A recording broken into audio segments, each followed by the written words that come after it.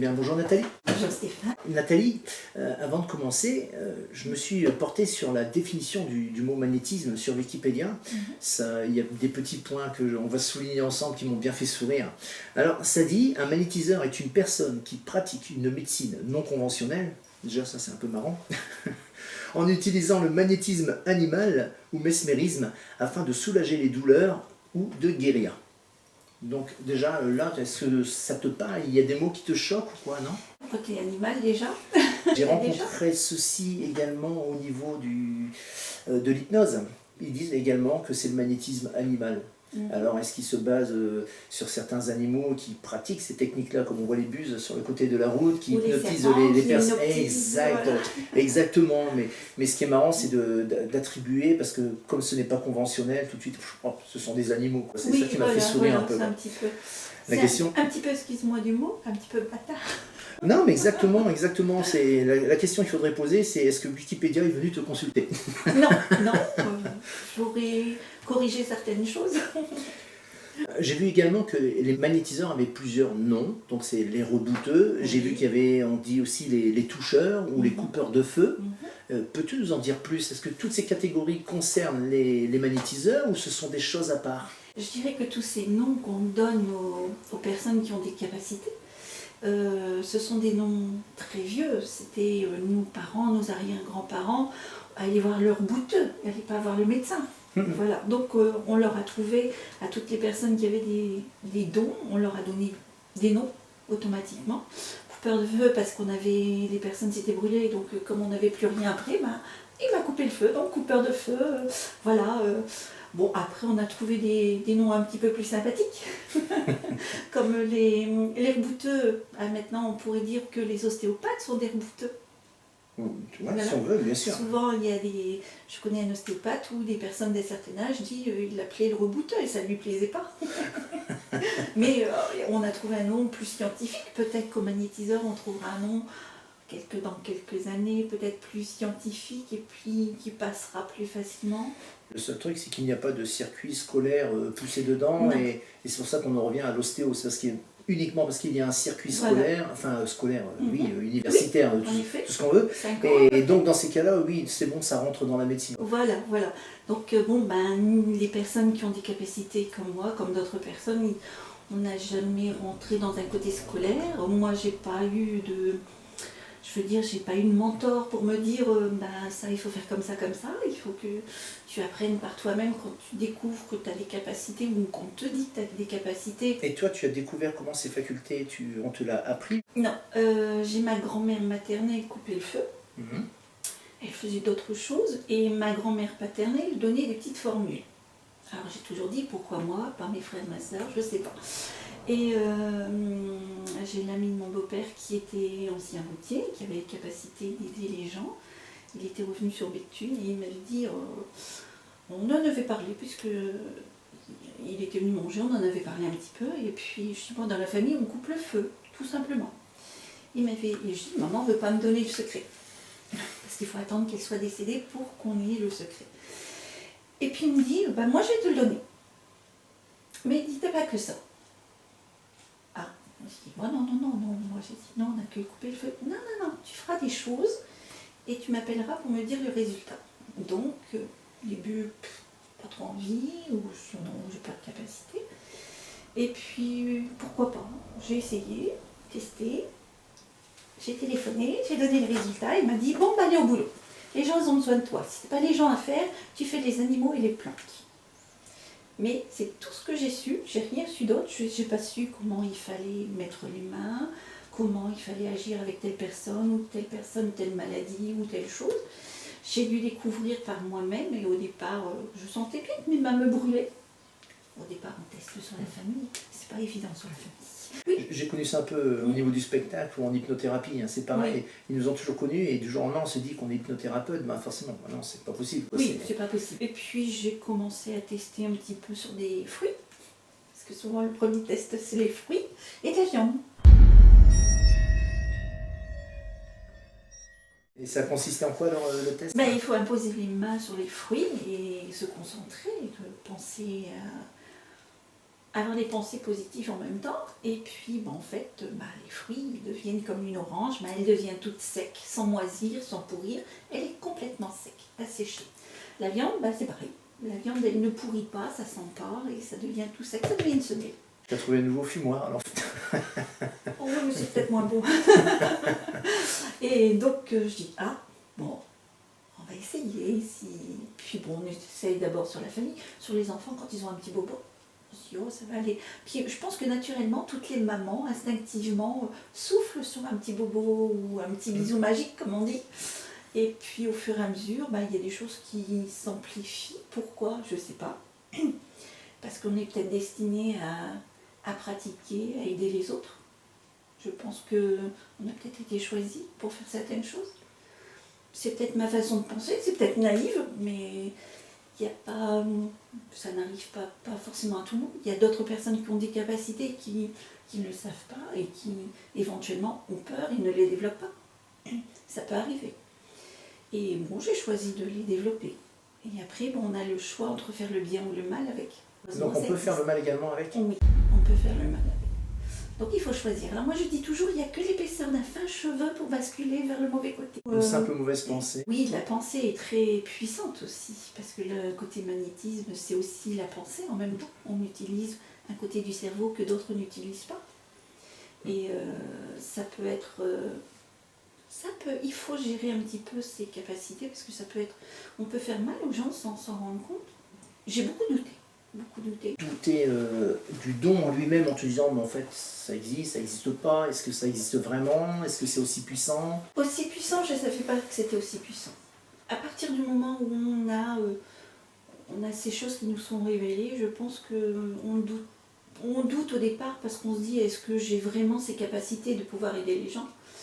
Et j'ai beaucoup douté dans ce sens-là. Est-ce que les gens me disaient pas, je vais mieux pour faire plaisir tout simplement? C'est marrant parce que quand on planche un peu dessus, forcément la médecine qui va revendiquer en disant oui mais bon c'est placebo. Oui. Alors c'est pareil, c'est un peu comme le magnétisme animal, ça m'a fait sourire parce que c'est placebo alors qu'eux-mêmes vendent des médicaments placebo, je veux dire. Exactement. Et après il y a une idée qui m'est venue et c'est vrai, ça c'est valable, on le voit chez les enfants et moi le premier également, quand on est dans la salle d'attente du docteur, on va déjà mieux.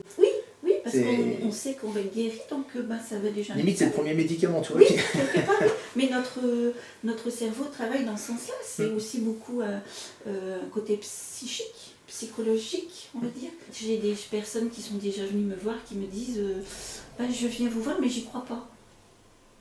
Et moi, c'est ce que je leur dis, je ne demande pas ce que vous y croyez. Vous êtes déjà là. Donc c'est déjà un pas vers la guérison. Elle ne veut pas y croire, mais elle se tourne quand même, il y a quand même un espoir. Et c'est ça le plus important. Et ils se tournent souvent, les personnes viennent nous voir parce que la médecine, ils ont eu tellement de traitements qu'il n'y a plus rien qui est... Bon, le corps ne réagit plus. Donc... C'est ça qui peut être paradoxal et très marrant, c'est qu'en fait, les gens ont tenté la médecine, ont tenté plein de choses. Alors je ne dis pas que ça existe, la médecine n'est pas bonne, mais des moments c'est comme tout, on peut se retrouver à court de solutions. C'est pas qu'il n'y a pas de solution, mais on n'a toujours pas trouvé. Et les gens se retournent vers toi, ou les gens qui pratiquent le magnétisme, et en ultime secours. Oui, j'ai déjà eu des personnes qui me disaient, vous êtes mon dernier recours. Alors là, c'est un poids sur nos épaules, parce qu'on n'est pas médecin. On se demande, aidez-moi là, comme je dis toujours, aidez-moi là-haut à pouvoir soulager cette personne. Est-ce que j'arriverai à la soulager? Tu utilises des prières, des choses comme ça? Oui. Donc, es-tu croyant? Oui. Maintenant, faut-il être croyant pour pratiquer le magnétisme? Non, je pense que c'est peut-être la croyance ou les prières, c'est un appui sur lequel on se pose comme un tremplin. On se pose sur la prière et après on agit, nous, avec notre cœur, notre esprit, notre cœur. Ce qui est très important, c'est de le faire avec beaucoup de cœur et de croire vraiment dans les choses qu'on fait, mais tout ce qu'on a pour aider la personne. Je pense que c'est vouloir aider les personnes et faire tout ce qui est dans notre pouvoir pour qu'elles se sentent mieux. Et essayer de faire au mieux, ne pas dire... et être honnête aussi avec les personnes. Si on n'arrive pas, s'ils nous disent, bon ben voilà j'ai ça, il faut savoir leur dire, ben non, je peux pas. Parce que, comme je dis toujours, je m'appelle pas Dieu, je m'appelle Nathalie. Tu étais croyante avant ou tu l'es devenue parce que tu as découvert ce don? Alors j'étais croyante avant parce qu'on a été élevés dans cette religion. Ma grand-mère, quand on y allait, on allait en vacances, il fallait aller au cimetière dire bonjour aux arrière-grands-parents, passer par l'église, refaire un coucou au cimetière, etc. Quel est ton meilleur souvenir? Mon meilleur souvenir quand je magnétise, c'est un bébé rempli d'eczéma. Un bébé rempli d'eczéma. La maman était venue me voir parce qu'elle connaissait quelqu'un qui lui avait dit qu'elle devait venir. L'eczéma était un peu sec. Et la maman le tenait dans les bras et je lui ai dit, vous savez, quand on magnétise, on fait sortir le mal. Donc, vous inquiétez pas, mais il va suppurer. Je vais faire tout mon possible pour qu'il aille bien. Et là, elle m'a regardée avec un petit sourire et elle s'est demandé si peut-être je pouvais aider son enfant quand je lui ai dit ça. Quelque temps après, elle revient me voir et là, elle me dit, c'est incroyable. Et même son mari lui a dit, c'est quand tu vas revoir cette dame? Parce que cet enfant était tellement dans un état catastrophique et en même temps, je m'inquiétais un petit peu parce que je me dis, est-ce que je vais réussir à l'aider? Et un enfant, c'est innocent. Et c'est par cette preuve-là que j'ai dit, je me suis dit, enfin, oui, j'ai des capacités. Parce qu'un enfant, exactement. Ça parle pas. C'est ce que j'allais dire, l'enfant n'est pas formaté comme un adulte. Voilà. Donc là, on ne peut pas parler de placebo. Et la deuxième fois, quand elle est venue, elle me dit, regardez comment il est beau, regardez comment il est beau. Et l'effet que son mari lui dit, mais c'est quand tu revas chez cette dame? Et après, au bout de 2 séances, c'était super parce que ce petit allait bien. Je les ai plus revus parce qu'il allait bien. Et souvent, je dis aux personnes, moins on se voit, mieux c'est. Il faut impérativement venir te voir. Tu fais également, j'ai vu certains magnétiseurs qui faisaient par rapport à des photos. Alors, en général, je préfère avoir la personne sous les mains parce que avec les mains, je ressens mieux où je dois travailler. Et bizarrement, je peux avoir 2 personnes qui ont les mêmes symptômes et je ne vais pas travailler pareil. Ce qui est étrange. Souvent, j'aide par photo les personnes que je connais bien. Ou qui sont venus, par exemple, ils avaient un petit bobo là, ils sont venus pour un autre bobo ailleurs. Et j'ai notamment un jeune homme qui pratique le rugby et bizarrement, je lui ai dit tu vas être brûlé au genou. Et il m'a regardé, il était un peu sceptique. Et le samedi, après qu'il a eu son match de rugby, il m'envoie sa photo de genou. Et j'ai fait sur sa photo, il me dit merci Nathalie, ça va mieux, tout va bien. Tu as déjà ressenti de la peur concernant cette discipline? De la réticence peut-être? De la peur, je sais pas. Ouais, peur, le mot est peut-être fort, mais tu vois, une certaine réticence, bien sûr. Peut-être de la peur parce qu'il y a des choses qui sont venues se greffer à mes capacités, où j'ai découvert que j'avais d'autres capacités qui étaient venues se greffer en plus. C'est peut-être ça qui a fait peur, je pense.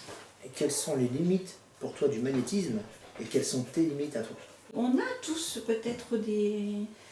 Quand on est fort fatigué, on ne peut pas aider les gens si on n'est pas bien de soi-même.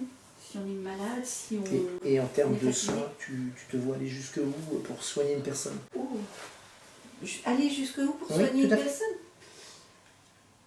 Je sais pas, j'ai des personnes qui sont atteintes de cancer et je soigne pas le cancer tout de suite. Bien sûr, bien sûr. Voilà. Mais je les aide quand ils font de la radiothérapie pour pas qu'ils soient brûlés. J'ai eu le fils d'un de mes amis qui avait un cancer et je l'ai aidé pour la chimiothérapie. Mais d'abord les médecins lui avaient dit on va te donner un médicament pour pas que tu vomisses. Il fait bah non, je vomis pas. Et les médecins me disent si, on sait que tu es jeune, tu peux l'avouer que tu vomis. Mais non, je vomis pas. Est-ce que des médecins t'ont déjà envoyé des personnes? Alors des médecins, dans la médecine générale, non. Ostéopathe, oui. Kiné, oui. Et homéopathe, oui. Après, je peux comprendre les médecins, c'est ce que je dis toujours. Les médecins, ils ont fait des années de médecine pour pouvoir aider, voilà, pour guérir les patients avec les médicaments, enfin différentes choses. Nous, on n'a pas fait d'années de médecine, ça nous est arrivé comme ça, un petit peu. Et on arrive à soulager les personnes que, malheureusement, eux ont été jusqu'au bout des médicaments, ils n'avaient plus d'autres médicaments à donner. Et nous, on arrive et bizarrement, ça va plus vite. Moi, je pense qu'on est plus complémentaires. Mais comme tu as dit, c'est complémentaire et c'est très important parce que je pense que dès qu'il y a un problème, quel que soit le problème, la complémentarité de différentes personnes fait qu'on trouvera une solution plus rapidement. Je pense que ça peut aider et il faudrait être un petit peu plus ouvert. On a un temps de retard, les dentistes utilisent l'hypnothérapie en Allemagne. Et en France, on commence seulement à faire entrer dans les hôpitaux, à s'ouvrir. On devrait faire la même chose avec le magnétisme. Si ça peut soulager la personne, après que la personne dise non, je ne veux pas, bon, ça c'est son choix, bien sûr. Chacun a un libre arbitre et Bien chacun a son libre choix. Est-ce que c'est dangereux pour toi? C'est très fatigant. Des fois, c'est compliqué parce que le mal des personnes, on peut le recevoir, le sentir sur soi. J'ai fait une dame qui était venue pour un zona et au niveau du bras. Et puis, j'avais très mal dans le dos, très mal dans le dos. Je lui dis, vous avez mal au dos? Et puis, je lui fais voir à quel endroit. Là. C'est incroyable que vous pouvez savoir ça. Je me suis fait opérer, j'ai eu telle chose. Mais plus tard, je reviendrai pour mon dos. J'ai dit, oui, comme vous voulez. Et j'aurais dû insister, lui dire non, restez, je vais travailler un petit peu sur votre dos. Parce qu'une heure après qu'elle était partie, j'avais encore mal au dos. C'est pas facile parce qu'il faut que nous, on arrive à soulager cette personne pour que nous, on ressente ce soulagement. Il faut trouver un moyen, son propre moyen pour se ressourcer. Ça peut être différentes choses. Ça peut être assis par terre dans le jardin et reprendre l'énergie de la terre. Ce que les chamans disent grand-mère terre. Tu es à même de ressentir cette capacité chez d'autres personnes? Oui, quelquefois, c'est étrange. Des fois, on ressent... comment je vais expliquer ça? C'est pas évident à expliquer. On ressent comme un genre d'onde, quelque chose qui irradie. Il y a des... Et on se dit, oh, cette personne a quelque chose de particulier.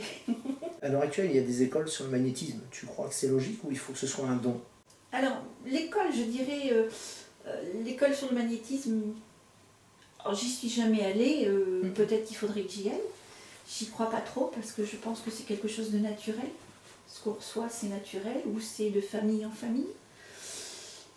Je dirais que le Reiki ressemble plus au magnétisme, c'est des choses que les personnes apprennent, mais c'est encore différent. Et le Reiki, c'est les personnes arrivent à capter les énergies extérieures pour les transmettre à la personne qui est malade. Que nous, on nous donne notre propre énergie. C'est pour ça qu'on est très fatigué et qu'on ne peut pas faire énormément de personnes dans la journée. Après, il y a des personnes qui ont une énergie beaucoup plus puissante, qui peuvent recevoir plus de personnes. Ça, je le conçois aussi. Mais moi, je suis encore peut-être toute petite. Est-ce qu'à un moment dans ta vie, tu es arrivé de renoncer à cette capacité? Oui. J'ai eu un doute quand on a perdu notre ami, Xavier. Et j'ai dit, je veux plus. J'avais pas envie. Je prie plus non plus, parce que ça m'arrive de prier aussi pour aider les personnes, parce que je finis pas forcément dans mon petit chalet. Le soir, je prie pour demander aussi qu'on vienne aider cette personne que j'ai eue. Et quand notre ami Xavier est parti, j'ai eu beaucoup de difficultés à reprendre. J'avais pas envie, je voulais pas recevoir qui que ce soit. Et bizarrement, pendant plus d'une semaine, j'ai pas eu d'appel. Je l'ai aidé pour la chimiothérapie, la radiothérapie, il était bien. Mais bon, je m'appelle que Nathalie. J'ai renoncé pendant plus d'une semaine. Et bizarrement, sur mon chemin, on m'a mis une maman en pleurs au téléphone pour son bébé. Je pense que là-haut, les êtres de lumière savent très bien que je suis un peu plus sensible au niveau des enfants. C'est vrai que ça avait touché. Ils m'ont mis le pied à l'étrier et là, j'ai recommencé. Il m'est arrivé aussi de faire des animaux qui sont très réceptifs par rapport aux humains. J'ai eu des chevaux de compétition à aider. Ce qui était étrange, c'est que c'était les propriétaires, ils étaient étonnés parce que ce jeune poulain était très nerveux et donc je commence à mettre mes mains dessus, donc le propriétaire le tenait parce que ce cheval ne me connaissait pas. Et je lui parlais comme si c'était un être humain, tout simplement. Je lui dis tout va bien, je suis là pour t'aider, calme-toi, ça va bien se passer. Et puis après j'ai eu il faut venir voir l'autre cheval parce qu'il va pas bien. Bon. Ce cheval était très sensible, j'avais pas encore posé mes mains, j'étais à 15 cm, sa robe frisée comme ça. Je dis, toi t'es sensible, on va faire attention. Tout d'un coup je lui parle, je dis bon là ça va te faire un petit peu mal parce que je remets ton air en place à ton genou. Il a hégné un petit peu, puis après quand j'ai eu fini, il a posé sa tête là sur mon épaule. Ouais, il y a un ressenti qui se fait avec les animaux, tu vois, sur les enquêtes, que ce soit chez les gens, j'allais dire les enquêtes paranormales, mais tu vois bien, les animaux réagissent, les chats, tout ça, qui vont fixer d'un seul coup, ils vont partir. Oui, mais ils sont très réceptifs parce que quand je magnétisais au départ ici, sur ma table, j'avais une petite table, mon chien était un bébé chien, donc un peu foufou, et il y avait l'oiseau, bon, on l'a mis de l'autre côté. Ça criait, piaillait, et quand je commençais à magnétiser, pouf, c'est comme si on avait appuyé sur un bouton on-off. Et une fois que j'avais fini, hop, tout se remettait en route. alors qu'on ne les a pas éduqués dans ce sens-là. Est-ce que tu crois à la réincarnation? Je pense que oui. Bon, c'est vrai, on parle de réincarnation, on pense tout de suite à l'âme ou quoi que ce soit. Oui. Mais là, il y a quand même une transmission du don que tu as connu de par tes grands-parents. Et je veux dire, à partir du moment où on arrive à transmettre un don, donc jamais c'est le verbe transmettre, mais c'est comme si c'était une réincarnation de don. J'ai lu beaucoup de livres où on parlait aussi de dons, etc. Et sur ces livres, on disait qu'une personne qui a des capacités, qui a des dons, peut transmettre à 5 personnes différentes, qui ne soient pas forcément de sa famille. En fait, tout le monde pourrait le faire, mais les personnes qui ont le don ont les capacités plus évoluées. C'est comme ça qu'ils vont faire du violon. S'il y en a un des deux qui n'a pas du tout l'oreille musicale, ça va être plus difficile pour lui. Il y arrivera, mais le travail sera beaucoup plus poussé. On peut comparer comme ça. Oui. Quand on a fait cette séance, nous, ensemble, à la fin, tu as posé la main sur le ventre et sur la tête et tu m'as fait des petites prédictions. Et est-ce que c'est une faculté supplémentaire ou est-ce que ça va également avec les magnétiseurs Je pense que chaque magnétiseur a des capacités différentes, travaille différemment, mais je pense que si on développe nos capacités, il y a peut-être des petites choses qui viennent se greffer en plus. Une dame qui était médium m'avait dit, Nathalie, tu vas entendre des choses et tu vas voir des choses. Bizarrement, une fois ça m'est arrivé de voir quelque chose et j'ai dit, oh là là, je vais finir chez les fous. On va m'enfermer chez les fous, c'est pas possible. Et j'étais en train de magnétiser une dame, donc j'étais obligée, j'arrivais pas à continuer tant que je lui avais pas dit ce que je voyais. Donc au départ, c'était en noir et blanc, comme si c'était un dessin en crayon de bois. Et je lui décris la personne que je voyais, avec des personnes avec des grosses mains, etc. Et cette dame se met à pleurer, je dis, oh là là, qu'est-ce que j'ai fait, qu'est-ce que j'ai fait? Et elle me dit, non, je suis trop contente, elle dit, c'est mon papa. Ah. Et je pense qu'après, ils ont dû comprendre que j'étais pas encore tout à fait prête pour ce genre de choses, donc ils ont laissé en attente. Et après, quand j'ai été prête, j'ai eu la télé en couleur, on va dire. Au départ, j'avais en noir et blanc, j'ai eu en couleur des choses qui arrivaient. Alors, bizarrement, ça arrive. Des fois, je mets les mains, il y a des choses qui arrivent, c'est des images un petit peu. Je sais pas comment. Alors, j'ai peut-être la clairsentience, j'ai pas la clairaudience ou la clairvoyance, c'est plutôt un genre de. Moi, je compare ça à de la télépathie. Je vois des images par télépathie ou j'entends des mots par télépathie, mais j'entends pas quelqu'un qui me parle à l'oreille. Et j'ai vu des choses qui étaient. Je me dis, mais est-ce que je vois bien? Est-ce que j'ai pas rêvé? Est-ce que c'est pas mon imagination qui travaille? Et on me l'a refait voir plusieurs fois. Et je décris à la personne. Alors moi, si je vois une fleur qui est bleue, je dis à la personne, la fleur elle est bleue. Je vais pas dire elle est bleue claire, bleu foncé. Je répète exactement ce que je vois. Je fais un devoir de répéter exactement ce que je vois. C'est pas à moi d'interpréter, parce que si on m'envoie des choses, c'est pour la personne qui est là sur la table et qui a besoin de savoir, besoin d'entendre ça, pour aller mieux peut-être. Et c'est très bien. On m'a dit que j'avais des capacités de médium que je les utilisais qu'à 50% et que je devais les travailler. Et j'ai dit non. Et là, on m'a regardé avec des yeux de chouette. Mais elle n'est pas bien, on ne peut pas vouloir. J'ai dit non, c'est amplement suffisant. Si j'ai ces capacités, c'est pour aider les personnes qui ont besoin, qui viennent me voir, et tout simplement. Après, il y a d'autres personnes qui ont ces capacités-là depuis l'enfance, et c'est à elles de faire les choses mieux. Ou alors, je dis, il y a ça, il y a des petites choses, mais si vous voulez savoir plus, il faut aller voir les personnes adéquates. Et par contre, ça m'est déjà arrivé d'avoir des personnes qui avaient des entités sur elles et de les faire passer de l'autre côté. Tu le ressens ou tu le vois? Alors c'est étrange parce que je ressens un grand frisson dans le dos, de la tête aux pieds. Et j'ai dit, une fois j'ai dit à une dame, vous n'êtes pas arrivée toute seule. Elle me regarde d'un air étrange. Je suis toute seule, qu'est-ce qu'elle raconte? Et là je lui dis, Alice, c'est peut-être ça que je ressentais. Je dis, cette personne est néfaste pour vous, elle vous prend votre énergie, il faut que cette personne parte. Alors je ne les vois pas physiquement comme je te vois toi. Je ressens leur présence. Et je leur parle comme si j'étais là, comme si je les voyais. Et quand ils passent de l'autre côté, c'est pour ça que j'ai fait un petit dessin. Alors peut-être que moi, c'est très imagé ce que je vois. C'est l'image quand la personne passe de l'autre côté. Ce fameux tunnel qu'on entend beaucoup parler. Et, je ne suis pas une grande dessinatrice, mais c'était pour te faire voir un petit peu ce qui se passait quand la personne elle va sur ce chemin. Et ça, c'est la famille qui l'attend. Ceux qui me connaissent bien auront tout de suite perçu qu'à la vue de ce dessin, j'ai été ému, touché. Il faut savoir que j'ai perdu mon papa il y a 2 ans et demi. Et depuis, une passeuse d'âme et 2 médiums qui ne se connaissent pas m'ont rapporté les mêmes mots. Ton papa n'est pas encore monté parce qu'il attend quelqu'un. Il n'y avait pas à réfléchir, quoi. Mes parents étaient inséparables, c'est donc ma maman qui l'attend impatiemment. Maintenant que vous avez connaissance de ces mots, j'aimerais, si possible, que vous viviez l'instant comme j'ai pu le vivre. Je vais donc vous montrer ce dessin et vous faire réentendre les mots de Nathalie. Le grand mystère derrière tout cela, c'est pourquoi a-t-elle eu besoin de dessiner?